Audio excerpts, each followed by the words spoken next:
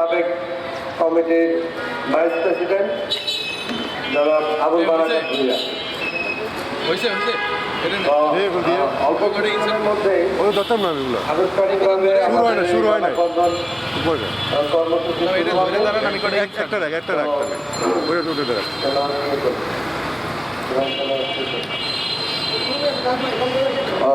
বকুল ভাই ঠিক আছে বকুল ভাই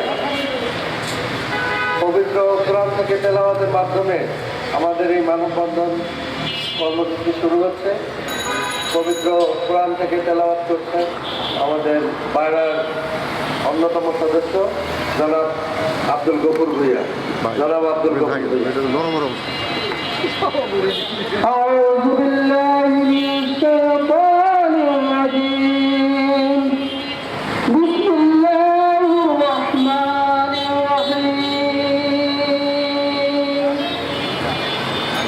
وقل رب أدخلني مدخل صدق وأخرجني مخرج صدق واجعل لي من لدنك سلطانا نصيرا وقل جاء الحق وزهق الباطل إن الباطل كان زهوقا وننزل من القرآن ما هو شفاء ورحمة للمؤمنين ولا يزيد الظالمين إلا خسارا صدق الله العظيم. ধন্যবাদ। আপনারা জানেন যে প্রশাসক নিয়োগ করা হয় নির্বাচন অনুষ্ঠানের জন্য, কিন্তু প্রায় 1 বছর হচ্ছে এই বাইরা প্রশাসক দায়িত্ব নেওয়ার পর থেকে শুরু থেকেই উনি নির্বাচনের কোনো কার্যক্রম উনি গ্রহণ করেন না।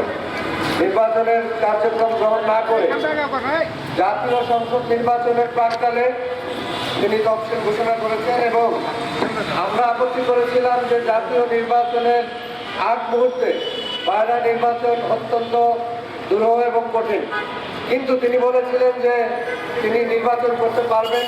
আমাদের বাইরা সদস্যদের কোটি কোটি টাকা খরচ করে ঠিকই শেষ পর্যন্ত তিনি বাইরাতে তার ক্ষমতা দীর্ঘায়িত করার জন্য তিনি সেই নির্বাচন মণ্ডল করার জন্য ব্যবস্থা করেছেন এবং বিভিন্ন পক্ষপাতমূলক ব্যবস্থা গ্রহণ করেছেন। এবং আপনারা জানেন যে 115 জন ভোটারকে উনি অন্তর্ভুক্ত করেছেন। অনেকেই বাইরের যে বার্ষিক চাঁদা, সেই চাঁদা পরিশোধ না করার পরেও উনি ওনার ক্ষমতা দিয়ে উনি ভোটার করেছেন এবং সকল সদস্যদের, সকল প্রার্থীদের যে মেজরিটি সিদ্ধান্ত, গ্রুপ ভিত্তিক যে প্যানেল দেওয়ার কথা, সেই সিদ্ধান্তকে উপেক্ষা করে তিনি তার ফোন করা অনুযায়ী